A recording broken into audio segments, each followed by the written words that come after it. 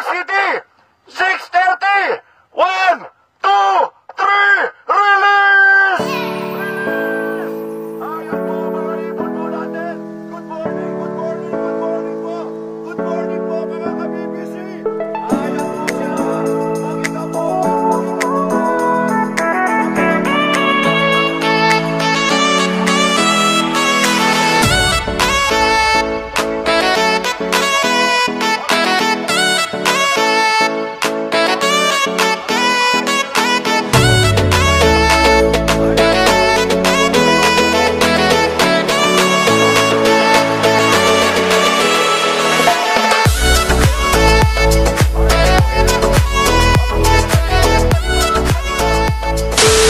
Good day mga kalapatids! Araw ng linggo, abangan tayo 6 lap semifinals Calbayog Samar. Yan ang lili pa rin. Babagtasin at kailangan lampasan ng ating munting kaibigan. Kung hindi ako nagkakamali, dito sa aking loft ay 481 kilometers air distance ang layo niyan. At base dun sa ating weather forecast, baka mamaya-maya pa tayong magsimulang mag-abang mga bandang alas 2 hanggang alas 5 mga kalapatids. Dahil hindi naman ganun kabilis yung ibon nating pambato. Pambato nga ba o pambato?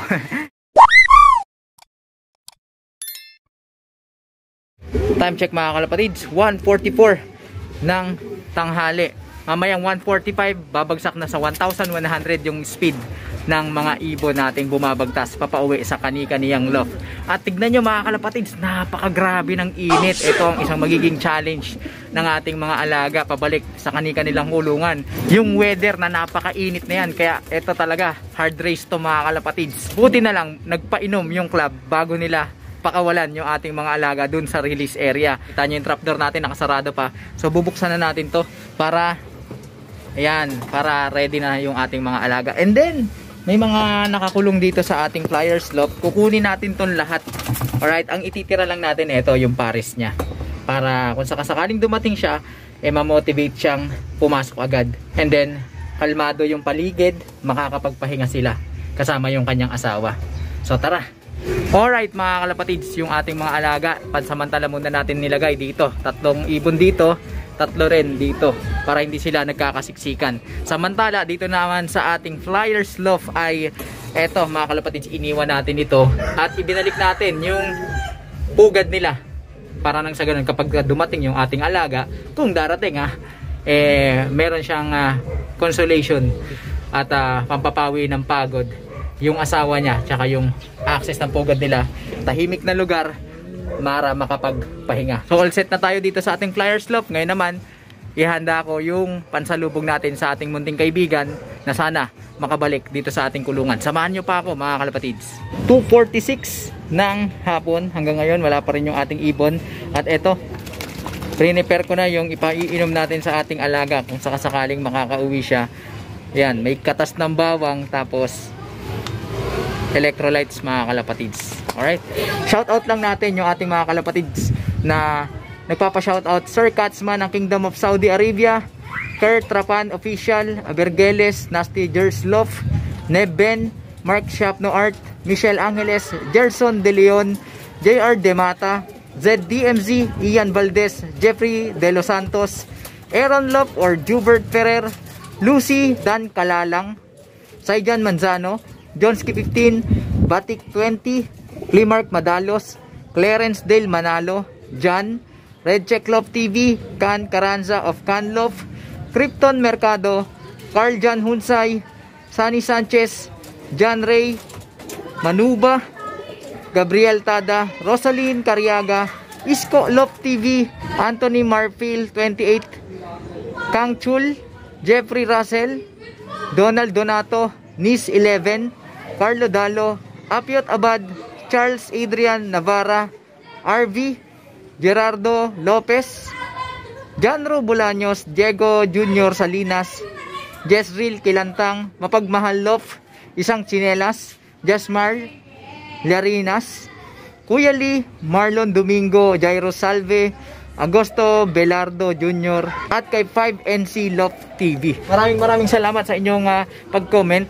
At sa mga susunod, yung mga gusto magpa-shoutout, isa-shoutout natin yan mga kalapatids. So abang-abang na tayo mga kalapatids. Ang tinatakbong bilis ng ating ibon ngayon ay below 1,000. So anytime pwede nang dumating yung ating ibon na si Eric. Sana makauwi mga kalapatids at sana makapag-clock tayo.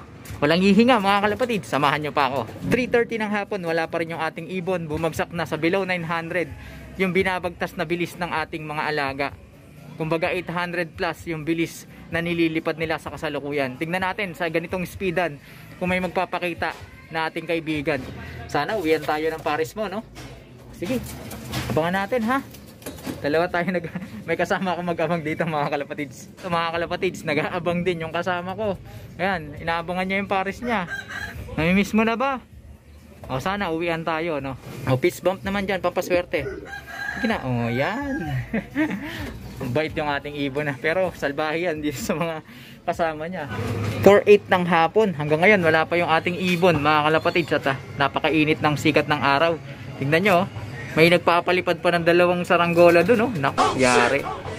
Pagka dumating yung ating ibon at tumama dun sa PC ng saranggola, eh madidisgrasya yung ating alaga. Time check tayo mga kalapatids. Pasado alas 5. 5:04 ng hapon. At hanggang ngayon wala pa rin yung ating ibon. Isang oras na lang simula ngayon mga kalapatids, eh cut off na ng ating alaga. Eh sana dumating na at magpakita yung ating ibon mga kalapatids. So ito, kanino to? Sa atin na ba to? Ay hindi, nagpaparonda yung kapitbahay mga kalapatids. False alarm. Ayan, tignan nyo, napakataas pa rin ang sikat ng araw at napakainit pa rin. Pasado alas 5 na yan mga kalapatids. Huwag tayo susuko.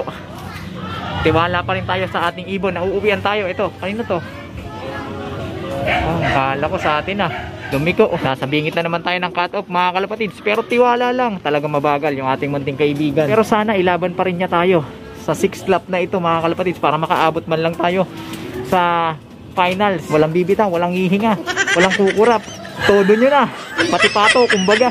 5:45 ng hapon. Hanggang ngayon wala pa rin yung ating ibon mga kalapatids. 15 minutes na lang. Cut off na yung aabutin ng ating munting kaibigan. Ayan, palubog na yung araw. Kanina pa tayo naghihintay, nalubugan na lang tayo ng araw mga kalapatids.